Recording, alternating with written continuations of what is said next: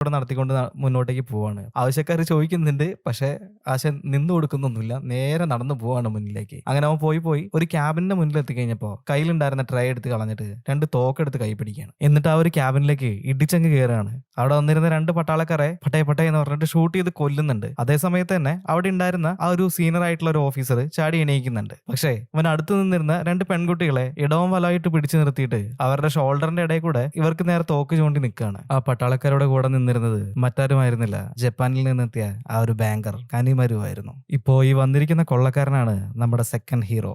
ഇവനെ നമുക്ക് വില്ലി എന്ന് വിളിക്കാം. പക്ഷേ മുന്നിൽ നിൽക്കുന്ന ഇവര് ആരാണെന്നോ എന്താണെന്നോ നമ്മുടെ അണ്ണൻ ഒരു പിടുത്തം ഇല്ല കേട്ടോ. ഇവൻ ഇതുപോലെ ലോക്കൽ കൊള്ളയൊക്കെ നടത്തി ജീവിക്കുന്ന ഒരു പാവം കൊള്ളക്കാരനാണ്. എന്താണോ കുന്തം വിഴിഞ്ഞ പോലെ നോക്കി നിൽക്കുന്നത്? ആ മേലെ ഇരിക്കുന്ന ബാഗ് എടുത്ത് താഴേക്കിട്.